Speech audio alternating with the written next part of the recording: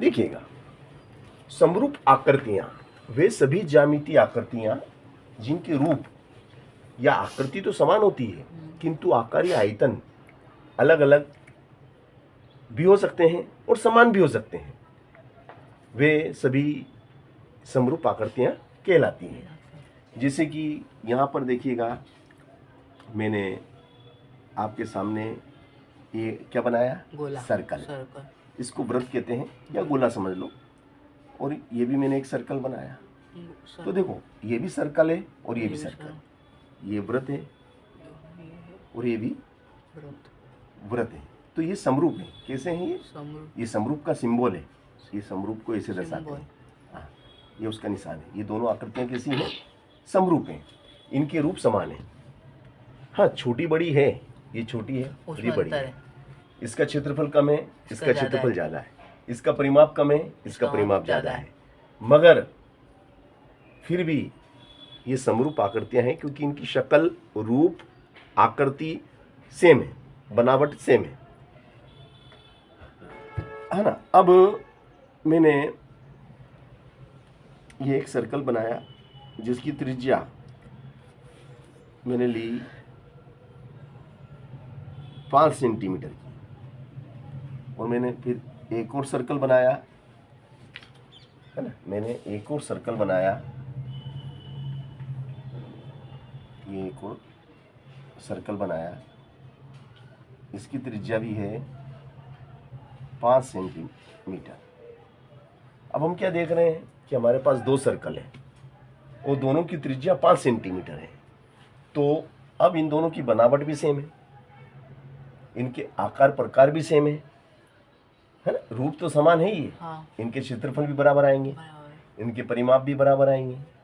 तो कहने का मतलब ये है कि ये क्या, ये आकृतियां समरूप है। हाँ, ये अगर मतलब मैंने पहले बता दिया कि समान हो भी सकती हैं और नहीं भी हो सकती हैं। अगर समान है तो भी ये समरूप है, ये समरूप है ना। दोनों के क्षेत्रफल समान है, दोनों के परिमाप समान है। हाँ, ये दोनों आकृतियां समरूप हैं। यहाँ पर दोनों के क्षेत्रफल असमान थे, परिमाप भी असमान थे, फिर भी ये समरूप है क्योंकि यहाँ पे इनकी आकृति, बनावट, रूप समान है। ठीक है ना।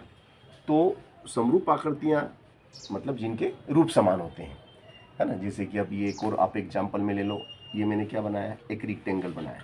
ये एक हमारा क्या है, आयत है। ये हमारा आयत है ना। और एक और रेक्टेंगल बनाया मैंने, ये एक रेक्टेंगल और बना दिया। तो ये भी रेक्टेंगल है, ये भी आयत है ना। अब इनकी क्या है, इनकी शक्ल सेम है ना। इनकी शक्ल, इनके नाम भी सेम है क्योंकि ये भी आयत है और ये भी आयत है ना। तो भैया ये देखो,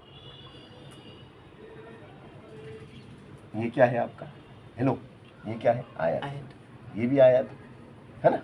तो अब ये कैसे हैं, इनको हम क्या बोलेंगे, ऐसी आकृतियों को हम क्या बोलेंगे, ऐसी आकृतियों को हम क्या बोलते हैं, समरूप आकृतियाँ। ये हमारी समरूप आकृतियाँ, ये दोनों समरूप है। हाँ, इसका क्षेत्रफल कम है, इसका क्षेत्रफल ज़्यादा है, इसका परिमाप कम है, इसका परिमाप ज़्यादा है, मगर फिर भी ये दोनों आकृतियाँ समरूप है। तो सभी आयत समरूप होते हैं, सभी वृत्त समरूप होते हैं। और ये मैंने क्या बनाया आपके सामने, ये मैंने एक स्क्वायर बनाया है ना।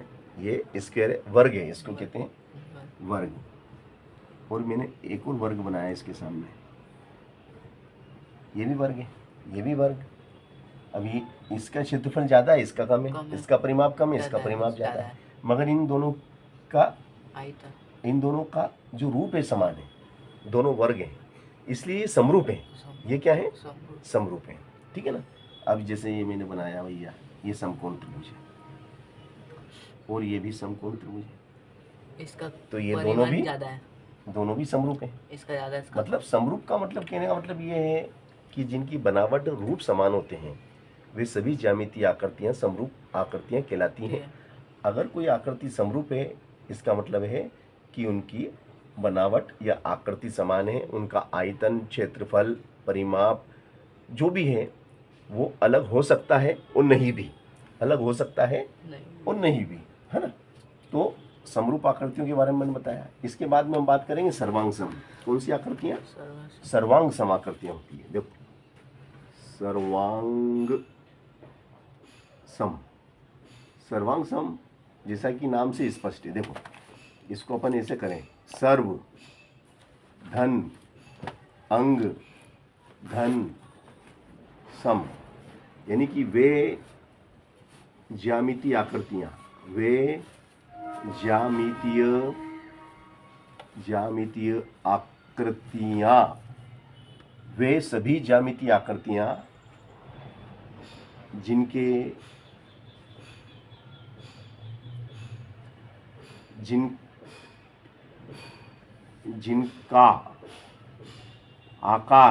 जिनका आकार व आकृति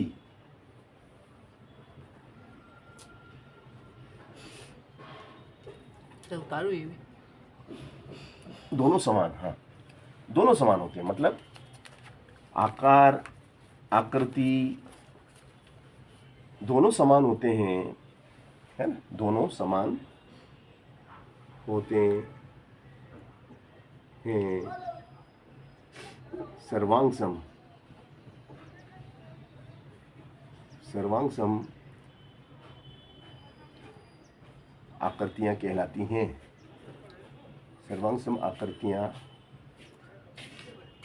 कहलाती हैं, यानी कि वे ज्यामितीय आकृतियाँ जिनके आकार व आकृति दोनों समान होते हैं, जिनका क्षेत्रफल, आयतन, परिमाप, वक्र पृष्ठ, संपूर्ण पृष्ठ, ये सभी चीज़ें समान होती हैं, वे सभी ज्यामितीय आकृतियाँ सर्वांग सम आकृतियाँ कहलाती हैं, है ना।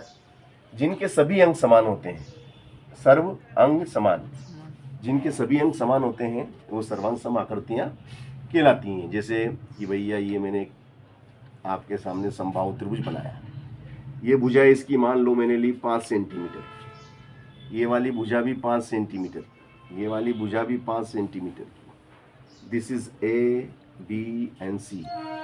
फिर मैंने एक और भुजा ले ली इसके पास में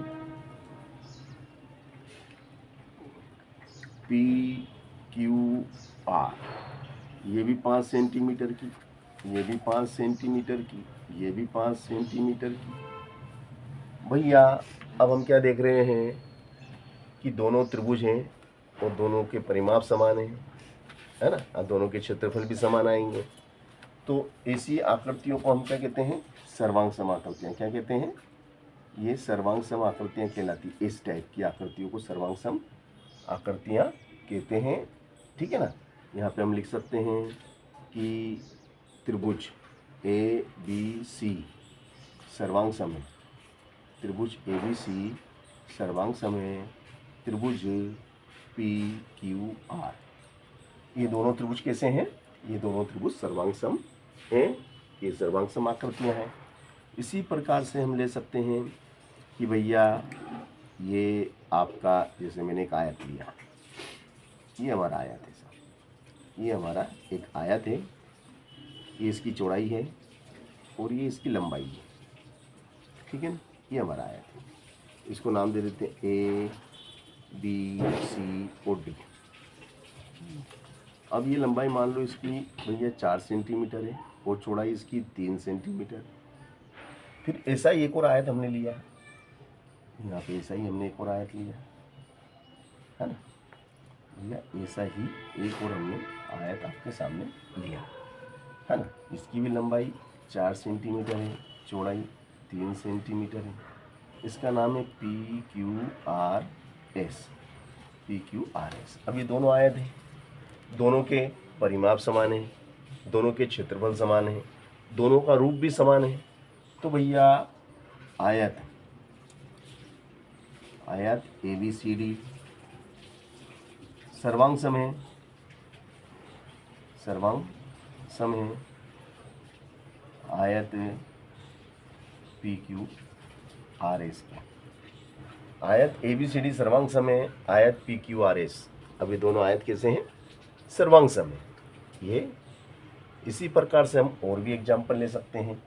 जैसे कि अब हम एक सर्कल लेते हैं भैया, ये हमने एक सर्कल लिया, ये हमारा एक सर्कल है, ठीक है, ये इसका सेंटर है और इसका ये क्या है, रेडियस है, ठीक है ना। अब रेडियस अगर हम ले लेते हैं कि भैया ये r बराबर 3 सेंटीमीटर का रेडियस है और एक और सर्कल लेना है ना, एक सर्कल इसके पास में हमें और लेना है, ठीक है, ये एक सर्कल हमने और ले लिया भैया, इसका भी r बराबर 3 सेंटीमीटर का रेडियस है। तो भैया ये दोनों कैसे हो गए, सर्वांग सम हो गए, है ना, क्योंकि दोनों के क्षेत्रफल भी समान आएंगे, दोनों के परिमाप समान आएंगे। तो वे सभी ज्यामितीय आकृतियां जिनका आकार व आकृति दोनों समान होते हैं सर्वांग सम आकृतियां कहलाती हैं, है ना। तो कोई अगर आकृति सर्वांग सम है इसका मतलब वो समरूप तो है। अगर सर्वांग, देखो ये दोनों त्रिभुज कैसे हैं, सर्वांग सम है, इसका मतलब ये ऑलरेडी समरूप हैं, ऑलरेडी पहले से ही समरूप हैं। समरूप तो कंपलसरी है, अगर सर्वांग सम है तो समरूप तो होना ही है ना। अब ये दोनों आयत अगर समरूप हैं मतलब इसका मतलब सॉरी सर्वांग सम है, इसका मतलब ये समरूप तो हो चुके हैं, समरूप तो हो चुके भैया, है ना, ये समरूप तो है ऑलरेडी। तो अगर कोई ज्यामितीय आकृति सर्वांग सम है तो समरूप स्वतः होती है। अगर कोई आकृति, अगर दो आकृतियां अगर समरूप है तो यह कोई अनिवार्य नहीं है कि वे सर्वांग सम भी हो, क्योंकि समरूप हैं, उनके रूप समान है। हो सकता है कि उनका जो आयतन अलग हो, क्षेत्रफल अलग हो, परिमाप अलग हो। तो समरूप, अगर ज्यामितीय आकृतियां समरूप है तो यह आवश्यक नहीं है कि वे सर्वांग सम भी होंगी। तो समरूप ज्यामितीय आकृतियां और सर्वांग सम ज्यामितीय आकृतियां, ठीक है ना। अब इसी से रिलेटेड कुछ क्वेश्चन भी बनते हैं जो मैं आपको अभी तो फिलहाल मैंने आपको क्या बताया, इनकी डेफिनेशन बताई, डेफिनेशन लेके मैंने आपको कुछ चित्र के साथ में आपके जो फंडामेंटल कॉन्सेप्ट होते हैं वो मैंने क्लियर करें कि भाई ये क्या चीज़ होती है ना। अब हम बात करेंगे कि भाई जैसे कुछ प्रश्न है ना, कुछ रिलेटेड, इससे रिलेटेड प्रश्न पूछे जाते हैं परीक्षा में, उन प्रश्नों पे चर्चा करेंगे। जैसे कि हमारी किताब में दे रखा है, ये हमें दिया है कि आकृति, क्वेश्चन नंबर देखिएगा, आकृति में दी गई आकृति में, जो आकृति हमें दी गई है, दी गई आकृति में क्या है भैया, दी गई आकृति में आप देखेंगे DE समांतर है BC के, DE समांतर BC, DE समांतर BC है, तो EC ज्ञात करो। तो हमें EC ज्ञात करना है कि EC का मान कितना है, ठीक है ना। चलेगा, निकाल लेते हैं, है ना। ABC, ABC, ये